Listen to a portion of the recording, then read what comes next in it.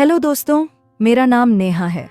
उम्र अभी 23 साल की हो चुकी है, लेकिन लोग आज भी कहते हैं कि मैं 17-18 की लगती हूँ। कद 5 फुट 4 इंच, रंग गेहुआ लेकिन चमकदार, आंखें थोड़ी बड़ी बड़ी काजल लगाऊं तो और खतरनाक हो जाती हैं। होंठ अपने आप गुलाबी हैं, मुस्कुराऊं तो गालों पर छोटी सी डिंपल पड़ जाती है। फिगर की बात करूं तो भगवान ने बड़े प्यार से बनाया है। कमर पतली, कूल्हे थोड़े भरे हुए और ऊपर वाला हिस्सा भी ऐसा कि सलवार सूट में भी छुप नहीं पाता। गांव की हूं, लेकिन कॉलेज की पढ़ाई के चक्कर में थोड़ी शहर वाली हो गई हूं। जीन्स टॉप पहनती हूं तो लड़के पीछे मुड़कर देखते हैं, और घर में सूट साड़ी में रहती हूं तो बड़े बूढ़े भी तारीफ कर देते हैं। थोड़ी शरारती हूं, बातें करने में माहिर हूं, और हंसते वक्त जो आवाज़ निकलती है ना, वो सामने वाले को पागल कर देती है। अब आप सोच रहे होंगे कि मैं अपनी इतनी तारीफ क्यों कर रही हूं, क्योंकि ये कहानी मेरी है और मेरे जीजा जी की। जी हाँ, जीजा साली वाली कहानी, वो भी ऐसी कि सुनते सुनते दिल की धड़कन तेज हो जाए, मन में कुछ कुछ होने लगे। बात उस साल की है जब मेरी बड़ी दीदी की शादी हुई थी। दीदी का नाम प्रिया है और उनके पति यानी मेरे जीजा जी का नाम विक्रम है। विक्रम जीजा जी शहर में बैंक में मैनेजर हैं। लंबे चौड़े, गोरा रंग, काली घनी दाढ़ी जो ट्रिम करके रखते हैं, और मुस्कान ऐसी कि लड़की का दिल धड़क जाए। शादी के समय मैं 10वीं में थी, लेकिन दीदी की सगाई में पहली बार जीजा जी को देखा तो मन ही मन सोचा, वाह, दीदी ने तो कमाल कर दिया। सगाई की रस्मों में वो मेरी तरफ देखकर मुस्कुराए थे। मैंने भी शर्माते हुए नजरें झुका ली थीं। शादी के बाद दीदी शहर चली गईं और मैं गांव में मम्मी पापा के साथ रहने लगी। लेकिन हर 2-3 महीने में दीदी घर आती और जीजा जी भी साथ लाते। तब से हमारी बातचीत शुरू हुई। पहली बार जीजा जी अकेले मेरे साथ ज्यादा देर बात करने का मौका तब मिला जब दीदी शादी के 1 साल बाद घर आईं। उस दिन शाम को सब लोग आंगन में बैठे थे। मैं चाय लेकर आई। जीजा जी ने कप लिया और बोले, नेहा, तू तो बड़ी हो गई है, पहले तो छोटी सी लगती थी। मैंने मुस्कुराकर कहा, जीजा जी, आप भी तो अब घर के हो गए हैं। वो हंसे, हाँ, लेकिन तू अभी भी उतनी ही क्यूट है। दीदी पास ही बैठी थीं, इसलिए बस इतना ही, लेकिन उनकी आंखों में कुछ था जो मुझे बेचैन कर गया। रात को खाना खाने के बाद सब सोने चले गए, लेकिन मुझे नींद नहीं आ रही थी। मैं छत पर चली गई। थोड़ी देर बाद जीजा जी भी ऊपर आ गए। बोले, नींद नहीं आ रही नेहा? मैंने कहा, हाँ जीजा जी, गर्मी लग रही है। वो मेरे पास ही दीवार पर टेक लगाकर खड़े हो गए। चांद की रोशनी थी, सब साफ दिख रहा था। वो बोले, तू कॉलेज जाएगी ना अब, शहर में? मैंने कहा, हाँ, सोच रही हूँ। वो बोले, अच्छा करेगी, तू बहुत स्मार्ट है। फिर थोड़ी देर चुप रहे, फिर बोले, तेरे जैसे लड़की को शहर में बहुत लड़के लाइन मारेंगे। मैं शर्मा गई। जीजा जी, आप मजाक करते हैं। वो करीब आए, बोले, मजाक नहीं नेहा, सच कह रहा हूँ, तू बहुत खूबसूरत है। मैंने नजरें नीची कर लीं। वो और करीब आए, उनकी सांस मेरे कानों तक आ रही थी। बोले, साली तो आधी घरवाली होती है ना? मैंने हल्के से हंसकर कहा, जीजा जी, दीदी सुन लेंगी। वो हंसे, दीदी सो रही हैं। लेकिन बस इतना ही।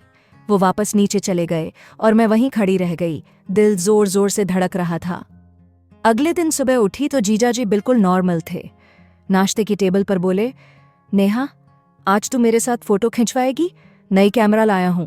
मैंने हाँ कह दिया। दोपहर में सब लोग आराम कर रहे थे। जीजा जी ने मुझे बुलाया। हम आंगन के कोने में गए जहां पुराना नीम का पेड़ था। वो फोटो खींचने लगे, पहले नॉर्मल, फिर बोले, नेहा, थोड़ा मुस्कुरा, ऐसे। मैं मुस्कुराई। वो करीब आए, कैमरा सेट करते हुए बोले, तेरी ये स्माइल कमाल की है। फिर एक फोटो में उनका हाथ मेरे कंधे पर आ गया। मैं सिहर गई, लेकिन कुछ नहीं बोली। वो बोले, परफेक्ट शॉट। फिर कैमरा रखकर बोले, नेहा, तू सच में बहुत स्पेशल है। मैंने कहा, जीजा जी, आप भी। वो हंसे और थोड़ी देर हम वहीं बैठे बातें करते रहे। वो मेरे कॉलेज के प्लान पूछते रहे, मैं बताती रही, लेकिन उन नज़रें मेरे चेहरे पर, गले पर कभी कभी नीचे तक चली जाती। मैं महसूस कर रही थी, लेकिन चुप थी। शाम को जब दीदी उठी तो सब नॉर्मल हो गया। इसके बाद जीजा जी हर बार घर आने पर मेरे साथ ज्यादा वक्त बिताने लगे। कभी किचन में मेरी मदद करते, कभी आंगन में बैठकर गप्पे मारते। एक बार दीदी किसी रिश्तेदार के यहाँ गई थीं, सिर्फ 1 दिन के लिए। उस दिन जीजा जी घर पर ही थे। दोपहर में बिजली नहीं थी, पंखा बंद। मैं अपने कमरे में लेटी थी। जीजा जी दरवाजे पर दस्तक देकर आए। बोले, नेहा, गर्मी लग रही है ना? छत पर चल, थोड़ी हवा चल रही है। मैं उठकर उनके साथ छत पर गई। हम दोनों दीवार पर टेक लगाकर बैठ गए। वो बोले, नेहा, तू कभी सोचती है शादी के बारे में? मैंने कहा, अभी नहीं जीजा जी, पढ़ाई करनी है। वो बोले, सही है, लेकिन जब करेगी तो ऐसा लड़का ढूंढना जो तुझे समझे, तेरी कदर करे। मैंने कहा, जैसे आप दीदी की करते हैं। वो मुस्कुराए, हाँ बिल्कुल। फिर थोड़ी देर चुप रहे। अचानक वो बोले, नेहा, तेरी आंखें बहुत खूबसूरत हैं, काजल लगाती है तो और मार डालती हैं। मैं शर्मा गई। वो और करीब सरक आए, बोले, मैं सच कह रहा हूं, तू पूरी की पूरी कमाल की है। मैंने नजरें झुका लीं। उनकी उंगलियां मेरे हाथ पर आ गईं। हल्का सा स्पर्श, लेकिन बिजली सी दौड़ गई। मैंने हाथ नहीं हटाया। वो बोले, नेहा, अगर मैं तेरा जीजा ना होता तो? मैंने धीरे से कहा, तो क्या जीजा जी? वो बोले, तो शायद तुझे कह देता कि मैं तुझसे। लेकिन वाक्य अधूरा छोड़ दिया। मैंने सर उठाया। उनकी आंखों में कुछ और ही था। लेकिन तभी नीचे से मम्मी की आवाज आई, नेहा, विक्रम। हम दोनों अलग हो गए। जीजाजी हंसकर बोले, चल नीचे चलते हैं। उस दिन के बाद मेरे मन में हलचल मच गई। फिर महीनों बीतते गए। जीजाजी फोन पर मैसेज करने लगे। पहले नॉर्मल घर पहुंच गए, दीदी से बात की, फिर धीरे धीरे पर्सनल। नेहा, आज क्या पहना है? मैं बताती, नीला सूट। वो लिखते, वाह, नीला तेरे ऊपर बहुत सूट करता है, फोटो भेज। मैं शर्माती, लेकिन कभी कभी भेज देती। वो लिखते, वाह नेहा, कातिल लग रही है। मैं लिखती, जीजाजी दीदी देख लेंगी। वो, अरे दीदी को क्या पता, ये तो हमारा सीक्रेट है। मैं हंस पड़ती। रात को मैसेज चलते रहते। कभी वो लिखते, सोने से पहले तेरी याद आती है। मैं लिखती, जीजाजी आप शरारत करते हैं। वो, शरारत नहीं नेहा, दिल से कह रहा हूं। मैं सोचती, ये क्या हो रहा है, लेकिन रोक नहीं पाती थी। एक बार दीदी जीजाजी गर्मियों की छुट्टी में पूरे 15 दिन के लिए घर आए। उस बार कुछ ज्यादा ही हुआ। एक दिन सब लोग दोपहर में सो रहे थे। मैं अपनी किताब पढ़ रही थी। जीजाजी मेरे कमरे में आए, दरवाजा हल्का सा बंद किया। बोले, नेहा, सो नहीं रही? मैंने कहा, नहीं जीजाजी। वो मेरे बगल में बिस्तर पर बैठ गए। बोले, तेरी ये किताब क्या है? मैंने दिखाई। वो पास आए। किताब देखते हुए उनका कंधा मेरे कंधे से टच हो गया। वो बोले, नेहा, तू कितनी मासूम। फिर उनका हाथ मेरी कमर पर आ गया, हल्का सा, जैसे गलती से, लेकिन नहीं हटाया। मैंने सांस रोकी। वो बोले, नेहा, तू मुझे बहुत पसंद है। मैंने कुछ नहीं कहा। वो और करीब आए, उनके होंठ मेरे कान के पास। बोले, कहना, तुझे भी मैं पसंद हूं। मैंने धीरे से सर हिलाया। वो खुश हो गए। उनका हाथ मेरी कमर पर दबाव डालने लगा। मैंने आंखें बंद कर लीं।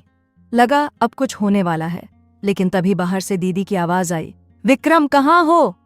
जीजाजी तुरंत अलग हो गए। बोले, आया दीदी, और बाहर चले गए। मैं वहीं पड़ी रही। दिल जोर जोर से धड़क रहा था। ऐसे ही कई बार लगा कि अब बस हो जाएगा। कभी रात को छत पर, कभी आंगन में अंधेरे कोने में, कभी किचन में जब सब सो रहे हों।